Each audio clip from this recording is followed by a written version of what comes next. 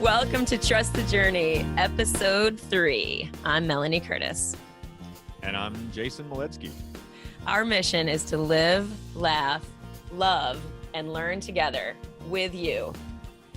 We're here to create conscious connections, to grow and contribute through our practice of openness, honesty, vulnerability, humility, and trust. Trusting the entire journey. In this episode, we're talking about training, expanding on the journey, and what success through failure looks like. As always, if you get value from the show, please help us out and share whenever and however you're so inspired. Thank you guys so much for being here. Here we go, episode 3. So it's all kind of the same topic to me. So it's this kind of concept of training, of like prepping, like getting comfortable with the idea of continue the journey, right? Yeah. Like working on something and that being the goal, and the mental muscle being the brain, and Right. the connection between them, and just the like knowing that it's going to be riddled with errors and mistakes, and just the constant like experience, and this being the fun part, and separating this concept from, because I've really been recognizing how much I love training, and working with so many people all the time, and I kind of dread the competition, and I have to make the competition into more training, Right. and just make the journey endless in a lot of ways, so that it can be just the joy of chugging through the experience, and then all the, just the experience that comes along with it. So I think I reordered it. I just reordered a little bit because it was kind of just coming out of my head in chunks, Yeah, understandable. So this is good. This is great. I mean, I have so much to say about competition too. And it's funny, I just joked. I mean, not even joked. I just shared the other day, or yesterday or the day before, about how my competitive edge, like I laughed. Somebody was talking about their competitive edge and how intense it was, and I was like, oh God, that is where you and I differ. I'm like, my competitive edge faded like 6-7 years ago. I'm like, no. But the training, the growth, the like getting better, the working intensely on something, that is definitely still very present. So yeah, it's two different things for me, for sure. There's a part of me that fully viscerally rejects, competing in any way, like only embraces the win-win. Like anytime there's a I win, you lose scenario, I feel like it's lose-lose, Totally. Like I just don't buy into that anymore at all.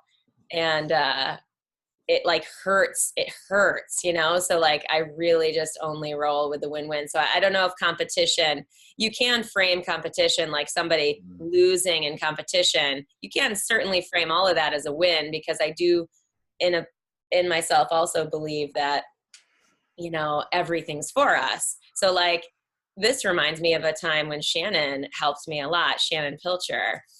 And it was in 2006. And I'll just share the story because it's so relevant. In 2006, it was the year that I did the most 4-way FS training of my entire skydiving career. We did like 600 plus training jumps, full on like professionally sponsored team, the whole thing. And we ended up having just like the most horrible meet. We lost a bunch of points and camera bus. It was terrible. It was literally just like not even remotely close to what we were capable of. It was like your whole fucking life is over because this, right. And so I'm walking across Skydive Arizona, sad, I'm not like crying or anything, but I'm like fucking bummed out, and any competitor at that point in their career, or like beyond something like that in their career, can look at that and have compassion for it, and also recognize it as a total gift. Like, this is also for you. Like Shannon said to me as I was walking across the drop zone, we just met as we were walking across in opposite directions. And we stopped and chatted, and he basically said, I'll paraphrase, something like, one of these days, like you'll realize this is one of the best things that ever happened in your whole skydiving career. And he was so right, because and I'm so grateful for that support in that moment. Like, it's not like it takes away the pain of the perceived failure in the moment, but he was so right, because that happening and the horror of that whole year was that it put me on the path of free flying and learning how to free fly, which then I was hired around the world so much more for free flying than I ever was for belly flying. And I always laugh about that, because I'm like, I am so much better at belly flying than free flying. And everyone seems to think I'm like amazing at free flying, but I'm like, it's all good. Anyway, so that really helped me a lot. Do you know what it is, though? The reason why you're such an attractive person in that environment, not just that you're completely attractive overall, your energy just says, who is this person? Thank right? you. But in the world of free flying, there's a lag, right? The world of formation skydiving is a great example of a discipline of any kind where it's been refined for a long period of time, and there's a level of discipline, there's a level of structure, there's a level of knowing techniques and ways of doing things that are really functional, that are going to help you through the process of learning, and shortcuts and different things that you can do, specific methods of training. And so the discipline that you're talking about with free flying, it's a little behind because it came on the scene afterwards. Yeah. So the skill set that you brought with you from the formation skydiving world is what the free flyers needed. They needed that guide of somebody that had a better picture of how to deal with a lot of the variations and the upbeat, overconfident attitude that is going to be there through their failures of trying to learn to establish and create the new techniques that are going to help their path. Yeah, I would agree, only because I often giggled too about, and this is not to reflect, just be like, oh, I'm so cool with all I did in skydiving, but like, I definitely think that is 100% the reason why, as a perceptibly young free flyer, I was helping organize the world records, Mm-hmm. and I was a key leader in that type of role. It's only because of those skills, that the skills that I learned in the belly flying structure process, all of the way that you teach that stuff, all of the nuance of that is applicable in the free fly realm once you understand. And I was very experienced teaching that stuff, understanding that stuff, communicating that stuff. So all I really needed to do to add high value in the free fly realm was to basically translate it to that realm. It's not like it's exactly the same. Of course it is not. So I'm not saying, oh, it was just instant. It definitely wasn't. Just to say that it was, translatable skills. And I think that's applicable, and we see that everywhere, across lots of stuff. But I don't know. I mean, what comes up for you hearing this? The metaphor that we're touching on with this topic is the key relationship to life, right? Like, every experience that is handed to us or that we create for ourselves is specifically building our preparedness for another circumstance, right? Every lesson is here to guide us down a road. And it's all about this: what can you learn from your previous error, action, even your previous victories, to say, what am I going to do to then handle the situation I have ahead of me? And whether it's from one discipline to another discipline within the same sport or same industry or same life circumstance, it could be family, it could be work, it could be anything at all, where you're moving from these different phases and you're like, okay, well, this other piece over here prepared me in some way to move across from one to the other. And that's key, right? It's about recognizing the journey. It's about recognizing that progressive nature, the different phases we go through in life too, right? Like, looking at it from the younger you and going, yeah, they go that way, right? I'm like, cool. And then you go, wham. You know, and then I you're like, know. oh man, right? And then you're all, oh man, that sucks, you know. But later on, you look back and you're like, you dumbass, you had no idea what you're doing. You had no right to even think you were going to do it that way, you know. You get later and you're like, what was I thinking? You know, Oh like my God. I got to get to this point before I can get to this point, before I can get to this point, before I can get to Yeah. this point. I'm not just going to go like wham and be here, you know. People And want that, of course. They every day, wistfully think there's got to be a shortcut. It's like I'm pretty obsessed with comedy, and I watched this recent. I don't know if you've ever seen the documentary "Dying Laughing." I highly recommend it for people watching this. By the way, it's really good. It speaks to the like joy and pain and horror and hilarity of the life of a stand-up comic. There's a lot that's parallel, I think, in professional skydiving and traveling and stuff like that. But the one of the things I think it was Gary Shandling. Someone said some new guy was like came up to him like, you know, hey man, like, you know, so just tell me, you know, just tell me, like there's got to be a shortcut. And he's like no, there's no shortcut. And he's like there's literally no shortcut. And that's like such a powerful thing. It really screams of this exact conversation of like, there really is no shortcut.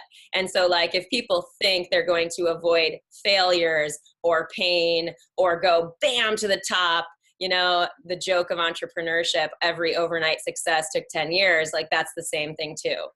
totally.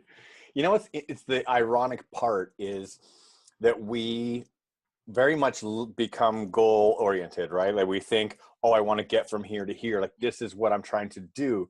Right. And so we become point focused on the end goal. And what we fail to realize in the process much of the time, or we tend to become more aware of as we mature, is that we realize is that the journey to that goal or down that path, that whole period of time that it takes to develop whatever it is that you're trying to do with yourself, whether it's just creating new habits in your life, whether you're trying to get healthier and be more fit, or create yourself a lifestyle, you know, a home, a way of living, make a business, create better relationships, who knows? It doesn't matter. Yep. All of it. The journey, right? Every single step is the part that is the value. It's the day when you get up and you're like, okay, today I'm making the choice to go after that thing that I want. And the day that you get it, the day that it actually happens, the journey ends. Right. It's like the day you get back from vacation. The vacation's over, you know, and now you're like, oh, everything that I wanted just ended, you know, and now I don't have a vacation to go on anymore. So now what do I do? And then you're starting over again. So I think it's a really powerful process to recognize the value of the day, recognize the value of the journey, and start planning to have smaller and smaller chunks, and that each of the individual tiny waypoints in between become the goals and become the, like, if every day is a success, if every day has some, even if it's your worst day ever, oh my God, like there's so many. Okay, so I'm going to go off to a little tangent for a second, all right? So go for it. I coach all the time, right? I teach hundreds of students every year, average like 300-400 students a year in the sport of sports skydiving. And my primary focus is teaching people how to fly parachutes. So inside of that,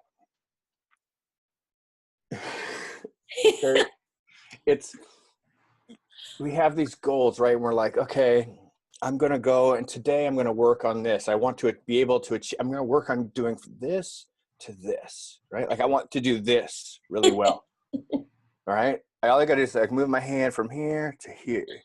Right.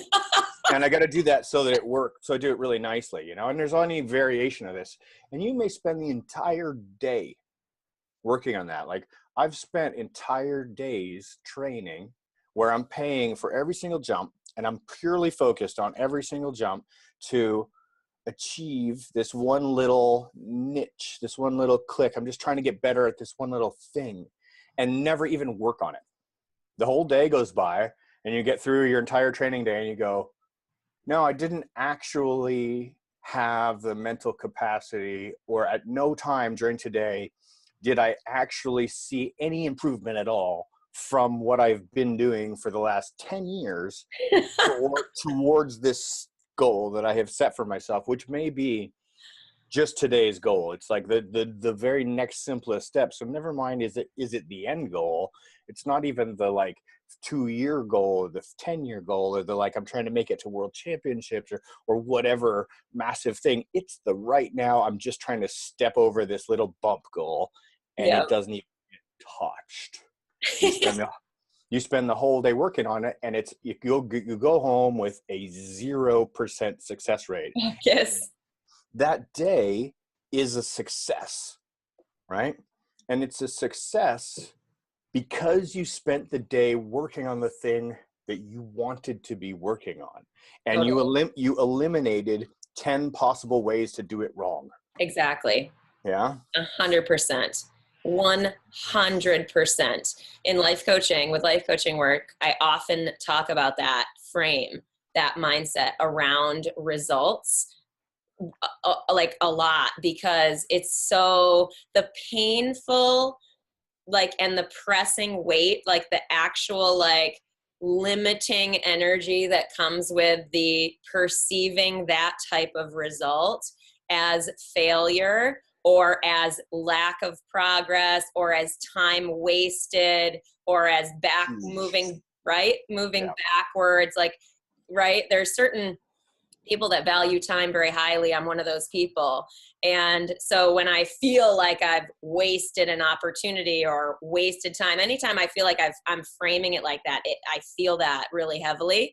And so I've learned and worked to go, actually, no, that's really not the case. It is, in fact, what you just said, that every result, every bit of information I receive, no matter what it is useful. And so, like, yeah, those 10 jumps where you didn't theoretically get it or work on it, 100%, like, that is high value in the longer term trajectory of the goal or journey. Yeah. Yeah. I like to think a bit and remind my students a lot when we're working that if we're working towards developing something for ourselves, and now we know this is all metaphorical, right? Mm-hmm. So whether or not you're trying to achieve a competition goal or a training goal, or whether you're trying to make whatever else happen for yourself, the process of having created a structure, of having put in place some system and saying, okay, today is a training day, goal number 1 achieved. You made a step towards achieving a goal, right? And number 2, you created a structure within that day that you're going to use to eliminate potential errors, right? So I constantly remind my students, especially the new students who walk in the door, the ones who are there and say, okay, I signed up for a course, I'm here to learn, teach me so that I can be better, right? I tell them right around the beginning of the day, I'm like, look, you think you're here to improve today. I know you're here to get worse. That while you are trying to do this, your standard of yourself, where you believe yourself to be performing at, is going to degrade. And you're no longer going to be meeting your own vision of where your performance level is, because you're now attempting to manipulate, change, restructure, reorder, and do things in a way that you are not good at, that you have not practiced, and that you don't have built into yourself as a reliable, known system or function. It's not something you've been doing for ages. So while we're in that process, you're going to fumble, fall, face plant, tumble, go through all kinds of horrible errors. And during those errors, you're going to think to yourself, I suck at this. Oh my God, I'm so terrible. Why can't I learn this? Why am I failing all the time? And it's my job to say, great job. And you go, what are you talking about? Great job. I freaking crashed on my face. And I'm like, no, you tried to break your habit. You tried to do it in a different way from the way that you have been doing it, which is not what you're happy with, right? So you're trying it in a way that is a variation away, and you failed. Success for having tried. And so true. all I have to do is, as a coach, say that was one of the ways that doesn't work, and we put it in the pile over here, and then we keep going and trying, and I try and nudge you towards the ways that do work, and I give you reminders about the ones that are going to help you. And the little techniques, the little tricks, the little things, they're not shortcuts. They're little guiders, you know, like the bumper rails when you're bowling, you know, so Yep. that help you from going full gutter ball, right? Yep. To help get used to going in a straight line, right? And it's like Yes. training wheels on a bicycle, right? You could still crash on your face on a bicycle with training wheels on it, right? A Yes. little bit of guidance on them, right? So that's our job, right? Like, that's what we do, is try to keep you motivated, keep your energy in the right direction, and keep you working on that order, that flow, and that structure that we've created together Yeah. to improve your whatever it is that your goal is for that day. So if I get a student around the end of day one, you know, we've made 4 or 5 jumps, and they start to get any sign of success at all, I'm like, Yep. okay, that was an improvement pile. And you usually see them the trend starts to curve the other way, right? Yep. We Yep. get this in all aspects of life. So if we haven't done any exercise for a long time, we've been sedentary behind a desk or in a car, whatever our job may be that makes us sitting down a lot, then if we start moving back towards physical health, right, and we start to go Yep. out and go to the gym, or start, you know, going to yoga or running or doing something to be active again, it's like you punched yourself in the face, right? Because you feel terrible afterwards because you're exhausted, your body hasn't been used, and so it's smoked, right? Yes. And you don't feel motivated to go try it again, you know. But it takes the repetitions, right? Just like Yeah. these jumps, you got to get that flow in place of going, okay, try, fail. You're like, I can't even pick up this stupid dumbbell. I hate this. I hate myself. And then you go for a week, you go for 2 weeks, you go for 3 weeks. And after a month of doing it, you go, yeah, I'm seeing improvement. I'm getting familiar with this. I Yeah. know I don't hate it as much anymore. And actually, I'm starting to like this one where God, this is kind of fun. This Yeah. is one that I dig on, you know? And this approach, and I feel like I'm dominating a little bit here, but I'm just kind of excited about it, right? That's all right. I've Yeah. got plenty I could say. like I wasn't like very long-winded, I think, last time, whatever it was. Anyway, keep going. This So is awesome. the point is that we have to train our mental muscle, right? Yeah. We have to get our brains trained, just like we have to get our bodies trained, and we have to Yeah. be okay with the failures in both places.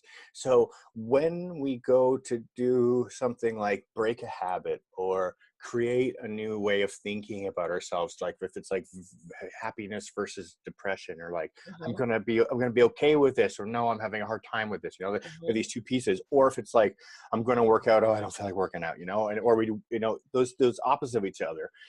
When your body's trained, you see somebody that's all ripped and fit, you know, they can pump iron or they can run 10 miles or whatever, they're going to be like, yeah, no problem, Yeah. right?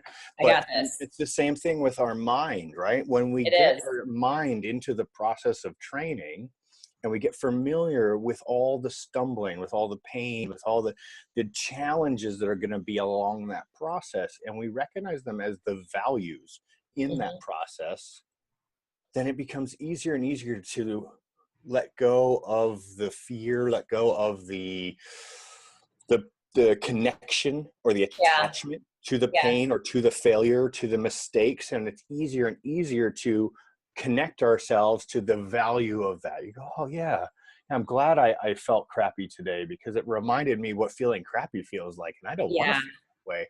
And so Yeah. I got to go back to feeling good again, you know? Yeah. Well, and this Yeah. is how, as a coach, as a leader, that's where the core calm and confidence comes from, is only because you've been there. I've been there. Like, you have been there. You've Hmm. been in the days of, and it's not just, oh, I've been there. But Decades. what? Decades of. Well, yeah, that's what I mean. Yeah. Like, this Yeah. is this type of approach, and like the perseverance, the long-term commitment to action, no matter what the result, like considered conscious action, you know, intentional action, values driven action, however you want to describe it, is that's the thing. We tend to be blind to our values when we first find something like skydiving, for example, or anything that's very specific. You know what I mean? It's typical that unless we've done work to unearth why we care about that, we often think it's the thing. Like the skydiving very much was this for me. And I see this, I think, a lot with the young jumpers. And it's totally fine. It's not like there's anything wrong with it, because I believe it was a path for me to grow and enlighten my values. Why was skydiving so important to me? Why did I care about it so much? What values does skydiving embody such that I felt fulfilled chasing that dream? You know, why did my dream and my goals in skydiving change over time? And I say that meaning back in the day, going back to that story I shared about four-way competition, I certainly, as most people who get into four-way competition, dream of and say, I want to be a world champion, you know? And I do know. It's just like, and it's totally awesome. Yeah. Like, you know what it's like to be a world champion. But for me, as I grew in the sport, my goal, like, cause could I have continued doing four-way FS and grown and whatever? Did I have the physical talent? Maybe. I think probably I'm pretty naturally like a skilled flyer, but I don't know. My heart though didn't continue to that end. Once I was starting to peel back the layers and understand myself more, it showed itself to me specifically that I felt so much more called to be that positive leader, to be the person who brings people together, who, you know, basically leads and shines in terms of that type of, you know, contribution or whatever. And again, it's not even like that was clear to me. You know what I mean? Like, that's only clear to me after I started following that sort of intuitive call as well. Like running events and stuff like that. Like, you know, becoming a boogie organizer. You know what I mean? Like, that is a different skill set than being a team coach, both of which I have been. You know what I mean? So like, anyway, I'm sort of rambling, but where I'm going with this is that it's unclear, like, where it doesn't necessarily, like, your goals can change because we think they're one thing, we're so set on them, and then they evolve as we learn and grow. So like, for example, I run a skydiving coaching group, which is online, and people pay to be in it, monthly fee, $5, whatever. And they can bring videos and stuff like that. So like a couple days ago, one of the peeps in there posted a four-way video of their new team. And I've seen tons of four-way videos. So it was easy for me to see right away that one of the guys on the team, and this was not the person who's in the group sharing the video, but one of the guys on the team was sort of flying with like a wide leg body position, belly body position, which, just for people who don't know why that matters, is that tends to put your ass in the air and you're arching them through your belly instead of your hips, and it just causes imbalance and it puts weight on the arms. It's just not a good situation for someone wanting to do good four-way FS. So basically I echoed exactly what you said. I was like, tell your teammate to try, you know, bringing his knees together such that his hips can fall forward, such that he can feel that balance with his arms up and his head and chest a bit higher. And note that he will likely feel worse. He will feel like he's sucking because he's used to flying like that, you know, like, and so undoing those bad habits is part of the part of progress. So, and it's like that part of our skydiving career, we're very committed to our team. The team is, we care about what we're doing, the team, really unaware of what it's going to deliver us down the road because we can't possibly predict that. Yeah, absolutely. I think one of the key elements that works to bring us through to success in these concepts is creating our self-structure, right?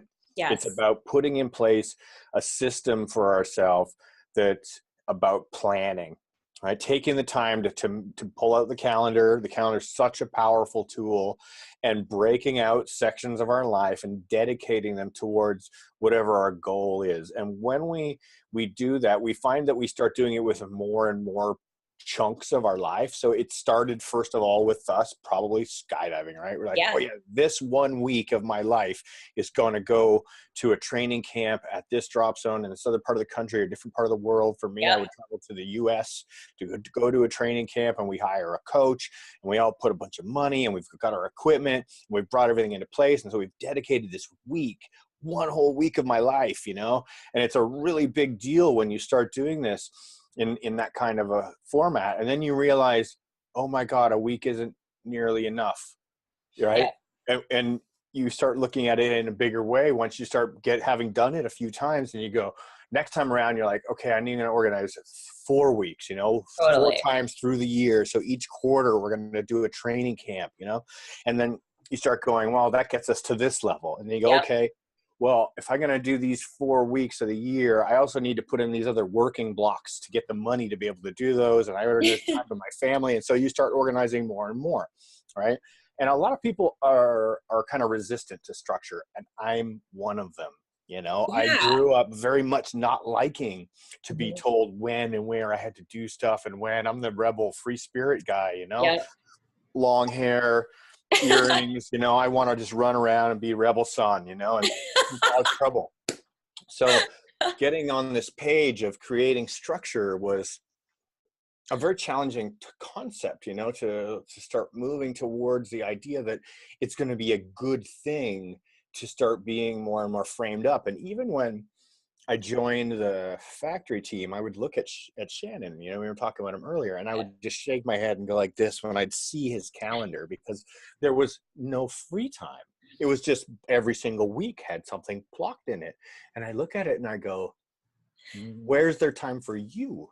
Right. Like, where's the explorative time, the times that just happen, the spontaneity, and it's been a really powerful process for me to observe myself in close relativity to him, because as some of you may know or some may not, we have been teammates for 16 years, That's so and cool. yeah, and business partners for over a dozen now. And so we've spent a lot of time together, Yeah. and sometimes we love it and sometimes we hate it, and it's a family. It's like having a brother, sister. You love them sometimes, and sometimes you just don't want to be anywhere near them. Yeah. And I have become quite structured. My calendar looks almost the same or worse than his did when I would look at it, and I value that what I've learned from him with that in a great way, because it prioritizes my time. I've taken my life and I've done this, and that's what I'm recommending for you, those of you out there listening, is that if you take your calendar and you say, okay, well, I have to do this work here because I want the money for these projects or these bills or this stuff that I want in my life.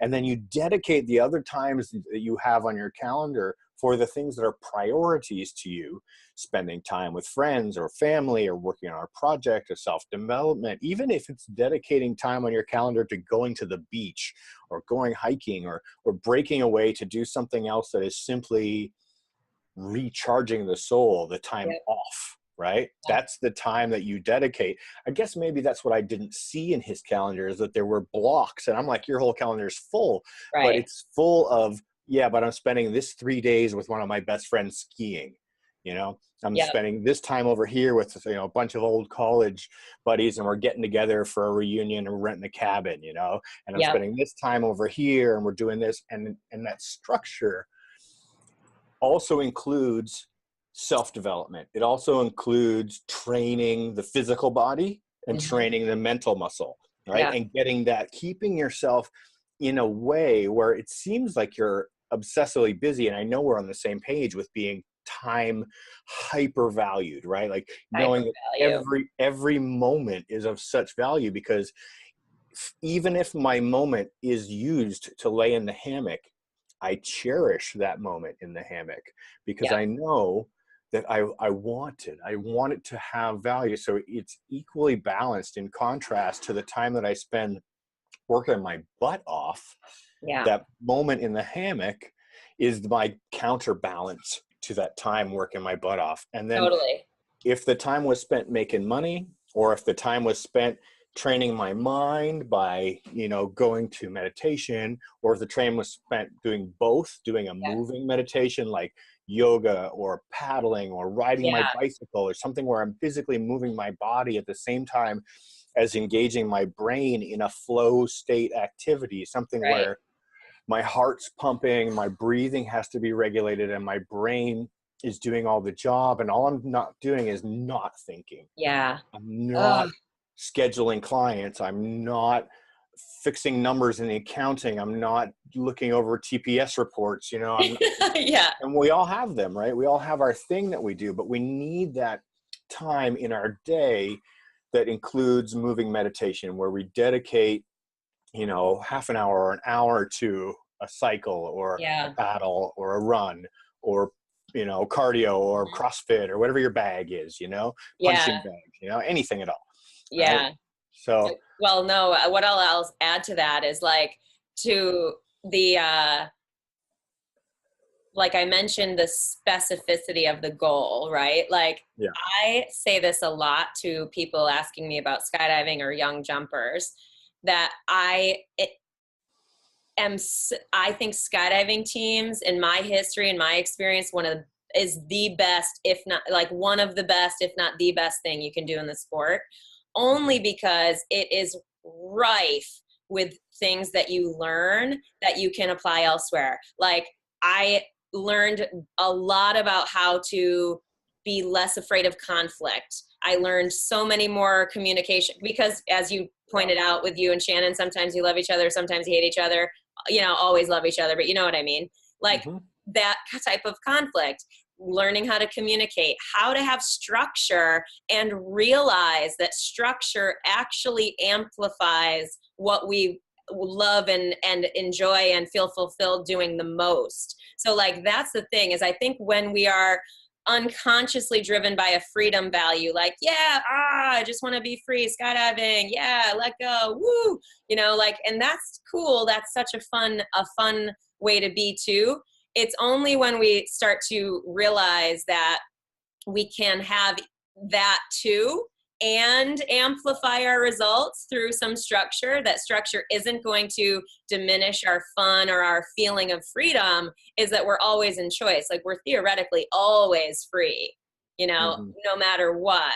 So like choosing into a structured experience just to have the experience, that alone is super useful. Not everyone's going to agree with us. Some people be like, fuck those two. They're waxing poetic about structure and teams and process, and no, and that's fine. You know what I'm saying? Like I would disagree, given my experience informs me otherwise. But like I think just having the experience alone, like I was illuminated to this type of power of structured and caring about time and caring about highest level of communication, like all that stuff is informed by the experience I had as someone who didn't really know what she was doing. Absolutely. It's very powerful to recognize the value of opposites. So if you currently operate in an environment that lacks structure, the experience of engaging structure is a learning process where you're now going to create more balance and more development in your whole. So you might be heavily weighted here and very loose over here, and this side doesn't come down because of it. The side comes up. Totally. Right? Agreed. And so even if you go the other way and then you develop too much structure and overdo it, then you'll realize that the value of having a little less, or some spontaneity, some freedom, some very vagaries and unplanned things to allow just who knows what to develop, also becomes a very powerful process. Agreed. I've been going through this a lot myself, where things changed periods of life end and new periods are coming in, and not necessarily knowing what's next, although terrifying at times, Yeah. is a very amazing experience just to be without that context. But the thing that allows me to feel much better than I did as a younger man with these same periods in life, because they all happen different times. You know, I know when I was 20 something and I didn't have any structure and the wheels fell off, Yeah. that I didn't have anything to fall back on. That when I was all busy dreaming and visioning and, oh, my life can be anything I want, and I turn back around and be like, well, I need to sit down for a second, and there's no cart. Right. That I'm just sitting there and going, shit. Right. I don't have a system in place to ensure that I can now stop the unknown and go to a known, right? Yeah. By even just by going to a known, and this is much better for me in where I'm at in my life now, is that when I hit one of these moments where I'm kind of vague about what it is that I should do right now, even if it's just today and it's 3 o'clock and I don't know what I should do. Should I go sit on the couch and watch TV? Should I go to the refrigerator? Should I go undo some more email work? Or should I plug on something in the garage? Or do I Yep. go and visit a friend? Or do I grab my bike and go for a ride or whatever? I have a set of defaults. I've Yep. created lists for myself that drive me back towards more clear answers every time. So I generally default to 2 or 3 different potential fallbacks. I'm like, all right, I've been working in this area of my life today for a few hours. I did a meeting. I did a few phone calls. I paid a couple bills. I Yeah. answered some emails. I need to leave my desk and I'm Yeah. going to go outside. So I switch and do an opposite to the environment. I've Yeah. been sitting still. So I go to a moving state. I either grab my bike or my board or something where I'm going to now be engaging myself in a physical state of motion and disengaging mentally. And I'll put my headphones on and pick up some music Yep. and start to go for this other element in its right hemisphere, left hemisphere polarity, right? And just swing back and forth through these pieces. And when I come back and I'm tired, then I'll go to the fridge and I'll Yeah. get myself something to eat and drink, and Yeah. I'll feel good to sit down and have something, right? If I did it Yes. the other way around, then I would just stay sitting in my hammock the whole day and I would never get up, and the Yeah. piece wouldn't happen. Yeah. I think that's a fascinating thing. The whole like pendulum swing. That's something that's always like interesting to me. I think there's some part of me that used to and still partly does wonder if that is, and I say this as a reflective big picture thing, like, you know how you pendulum, you overcorrect, it's like the overcorrection thing. Absolutely. So it's not, I know that's not what you're describing. It just makes me think of this because this is a curious topic for me, of like, because balance, it shows itself, you know? So it's like the being comfortable with change, like with the pendulum, however large it swings. And this is the thing, most of the time we can say, like you were saying, oh, like work on, you know, structure, and then you have too much freedom and it's like, it's a little bit imbalance. You work on structure and you get them up here and then there's some balance. But if you work on structure too much, AKA sort of pendulum to another side, or like more, there's the imbalance is there again. So, okay, then there's a little bit more freedom. Similarly, in what you just described daily, like, okay, I'm sitting in my desk and this and that, and then I'm gonna, we universal are like, oh, I'm sitting in my desk too long, I'm gonna only ride my bike forever, like, you know, like Forrest Gump. right, I say it like, obviously that's a joke, like clearly that's not reality, it's not what we do, but in life choices that happens so frequently, you know, where it's like when we're having an existential crisis and we're like, what do I do with my life? This goes back to the beginning part of the conversation as well, how framing taking action and whatever result we get as a positive action. Because half the time when I'm working with people in life coaching, they come to me because they feel stuck. They feel like I'm not sure what direction I tend to work with people who are not afraid to take action. They will do it. They're not gonna, they're fine with that. It's more like they don't want to take it, they don't want to go the wrong way, you know, because they are so willing to take action. They're like, oh, I'm for sure gonna go the wrong way because I'm like, and that frame, unearthing that, like, oh, I'm going the wrong way, like, that's one thing that we do, is that like, no, you can take some action in one direction and get some information and then be more informed on your next choice, you know. But I think sometimes for those people who don't necessarily go, I'm going to just take some action and know it's positive, and if it sucks and it's wrong per se, or intuitively feels off, I'll be informed and I'll course correct. I think people stay stuck for a while and then they say, fuck it, and then they pendulum and they take a lot of action in one direction just because they're craving certainty. And that's where I was going with this whole diatribe, is that getting comfortable with being any place on the pendulum can serve us. Like, it allows us, not that we want to avoid discomfort, Yeah. you know, not that there's anything wrong with that. I think that's important too. It's a whole nother conversation. But like, there's something about like accepting every point of the pendulum as something that's serving us. I don't know. I'm more just reflecting in this moment versus. You got me thinking about the New Year's Eve resolution, you know, that's the very atypical kind of pendular swing of like completely dropping something out of your life or trying to make an instantaneous change to the way that you exist in a moment. And it's related to another system that's changing, that's swinging in and out of balance, which is the calendar, this season, you know, 1 year changing to the next. And you're like, I'm on this train, you know, and it's a very stereotypical type of example, but it is very in concept of being related to seasonality. It's very contextually correct, where we find ourselves in a winter down doldrum and in a spring upswing and over the summer crest and down the fall hole again, you know? Right. And the fall even lines up with it, and the spring, even the words, the terminology, you know, of like rising and falling, you know, in this energy. And it comes with our relationship to the sun and our pendulum swing around the solar system every time. So it's not surprising that we feel these and we have the emotional and energetic pieces.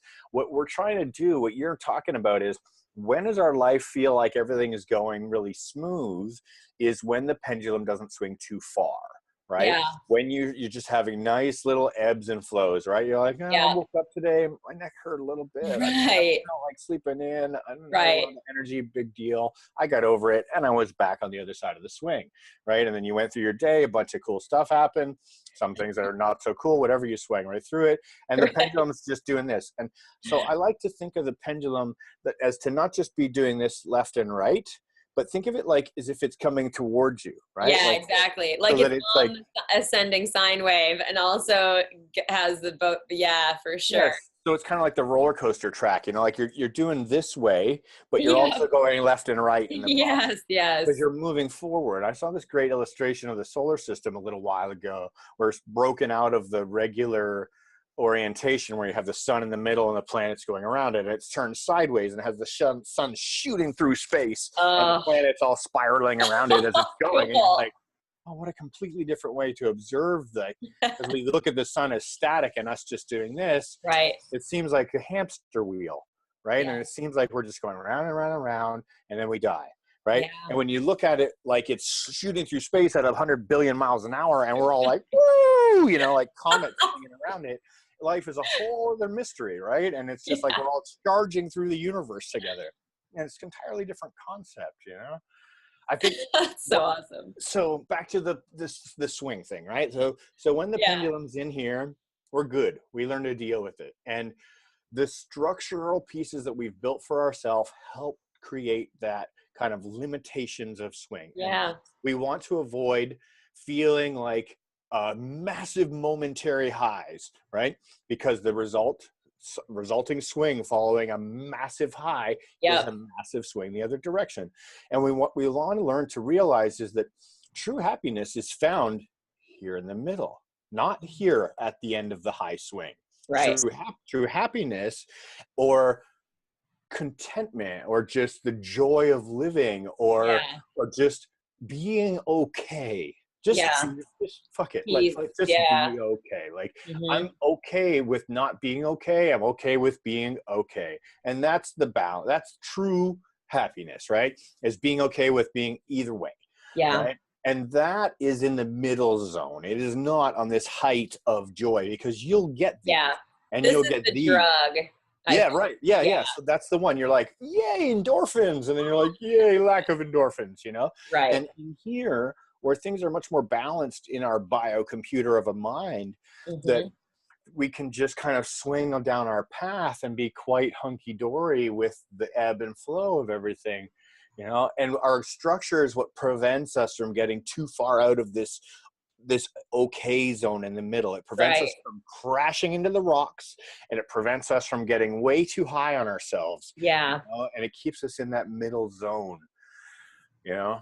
Yeah. And that's why I think like it's relevant to say that, okay, this structure keeps us in this balance, this middle zone. And this is sort of where peace and fulfillment, happiness, whatever word you want to use, contentment arises.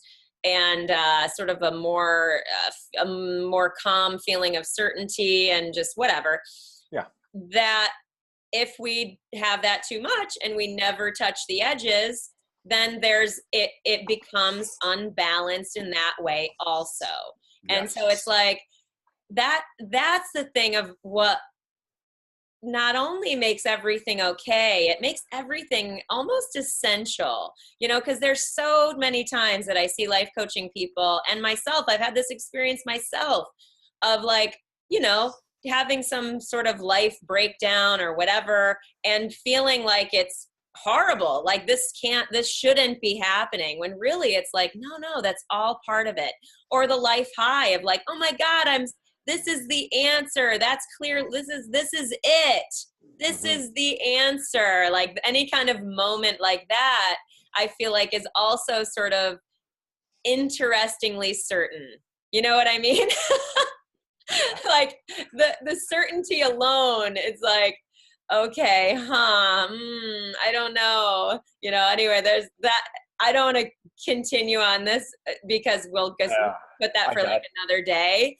But like there is some, I think, conversation around certainty and uncertainty also. And just like, it's just a lot of it. I feel like it's all, not to be like, oh, it's all good, but it all really is connected and critical to our overall wholeness, richness of life, depth of wisdom. Like how can we have wisdom if we've never experienced great challenge? You know what I mean? Like it's totally. Like, how does one get wisdom otherwise? Yeah, you know, it's hard to say.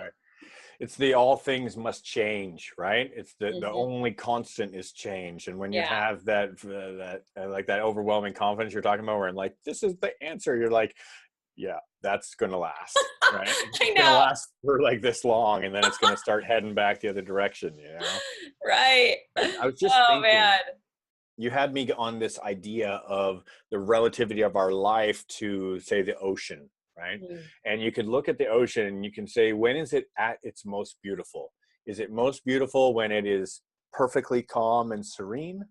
Or is it most beautiful when it is absolutely torn with massive swell and storm, you know, and it is just completely disrupted? Or is it most beautiful somewhere in the middle? Right. Where, you know, and the truth is, the ocean is beautiful, right? The ocean is perfect in all states. When it is ferocious and mad, it is awe-inspiring. It is just incredible in its power and how it can potentially have that energy to it, right?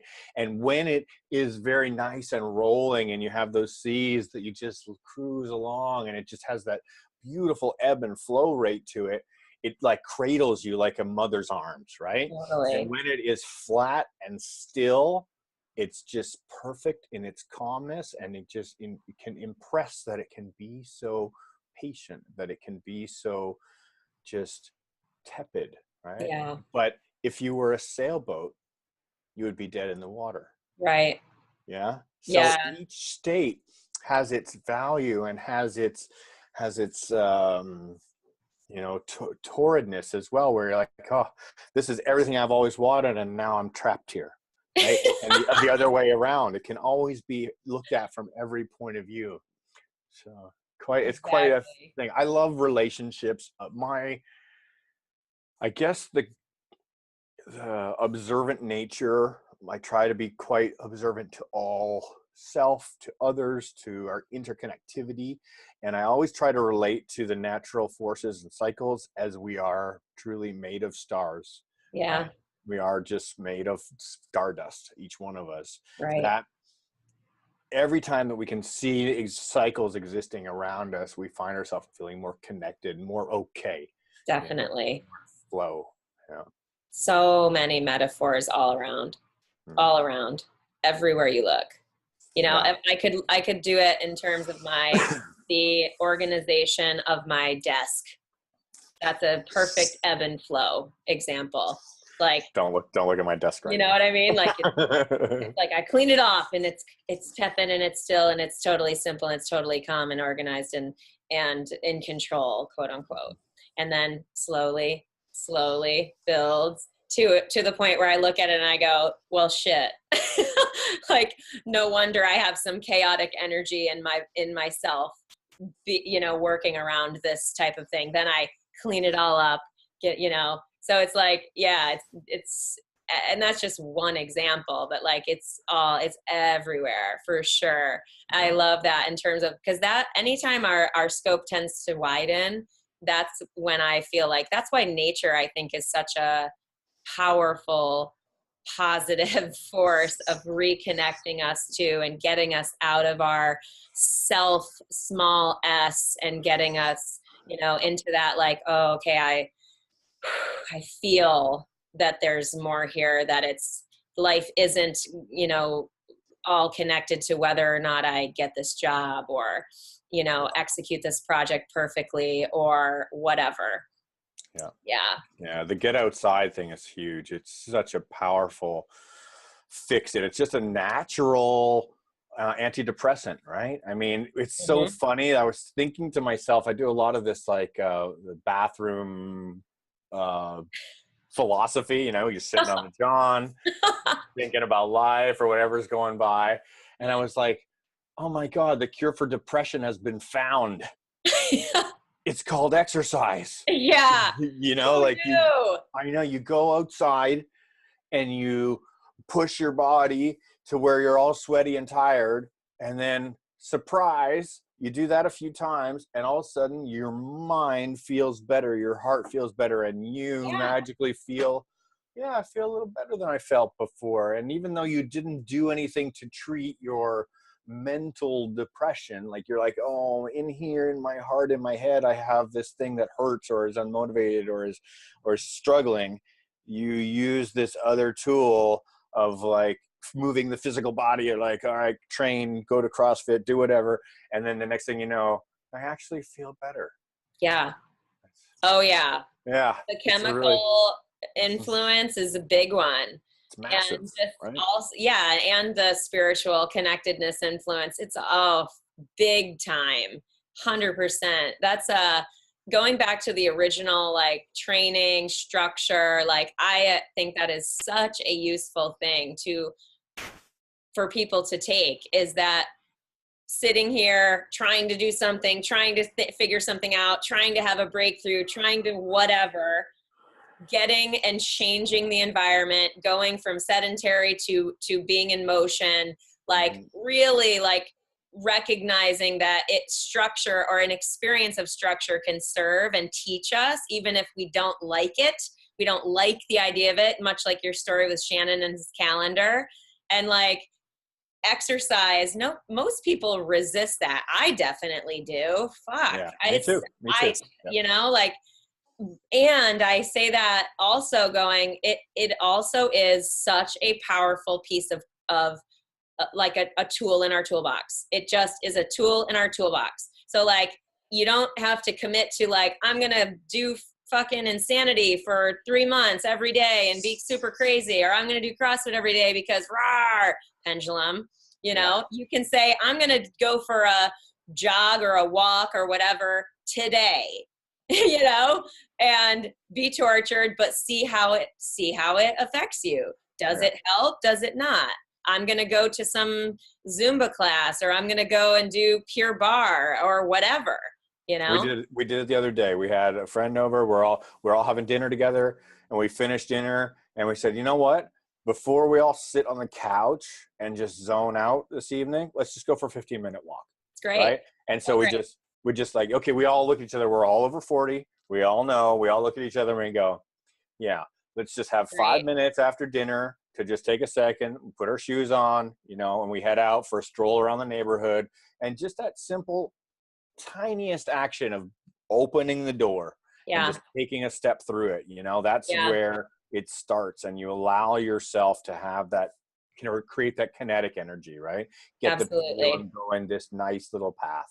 Yeah. Love it.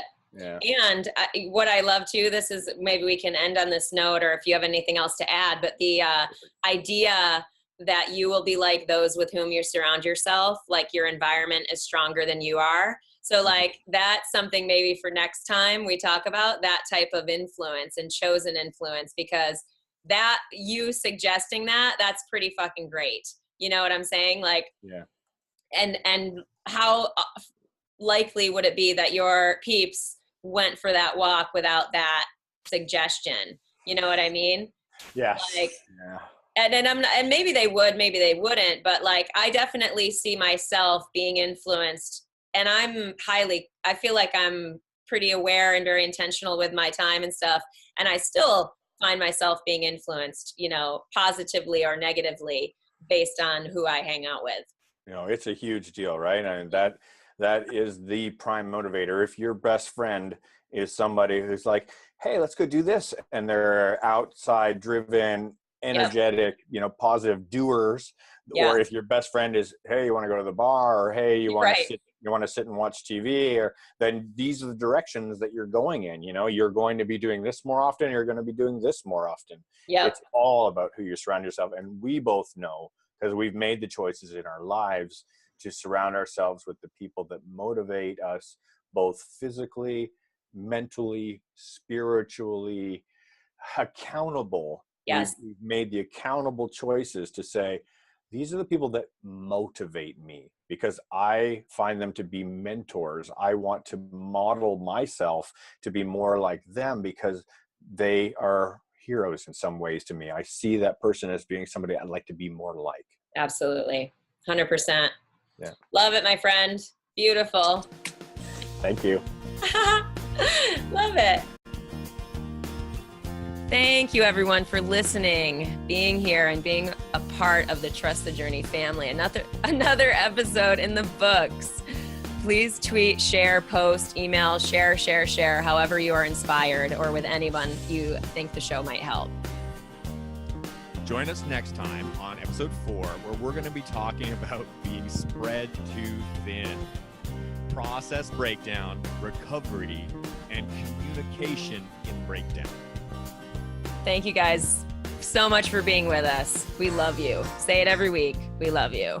And remember, keep laughing, keep loving, and keep trusting the journey.